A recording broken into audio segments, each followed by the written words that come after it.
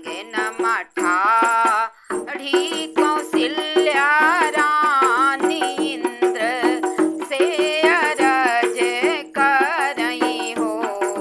इंद्र के दरी के बन जीनी बरस्या भी जाई हमरे तीनऊ जने हो।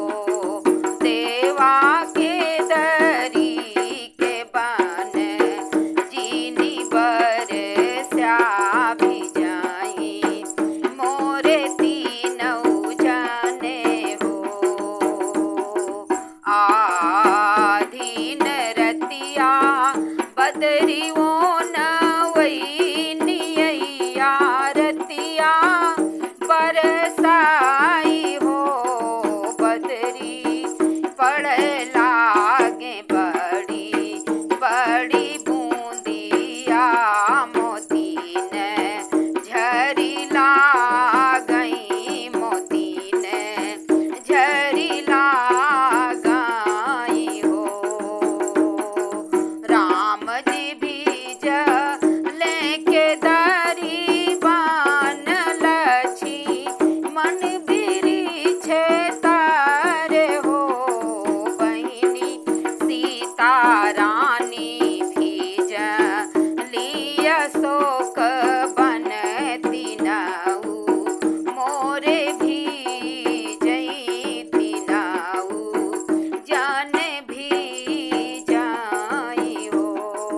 राम कभी जई पगड़िया लखान कई तिलकिया हो।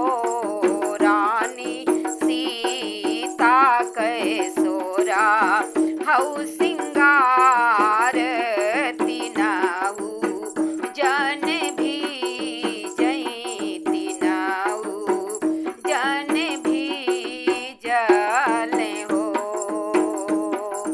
रामा जी भी जले के दरी बान लची मन बिरुछ तारे हो।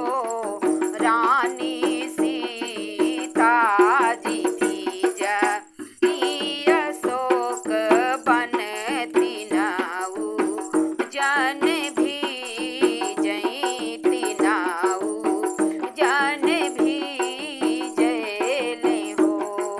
राम कभी जई पगड़िया लखान कई तिलकिया हो।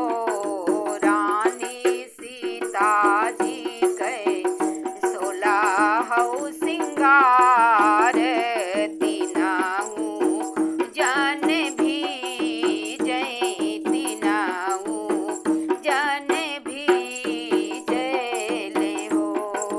रामा बिना सुनिय जो दिया लखान बिना सायर लखान बिना सायर हो।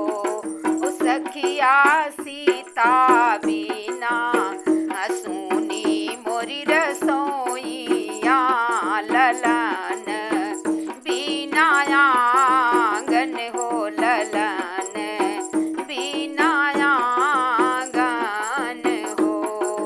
रामायाए भरी गैया जो दिया लखान आए सायर हो। मोरी सखिया सीता आए भरी गई रसोइया ललन खेलैया आंगन माँ ललन खेलैया आंगन माँ हो। बोलो छठी मैया की जय। बोलो लव कुश भैया की जय। बोलो राम लखन सीता मैया की जय।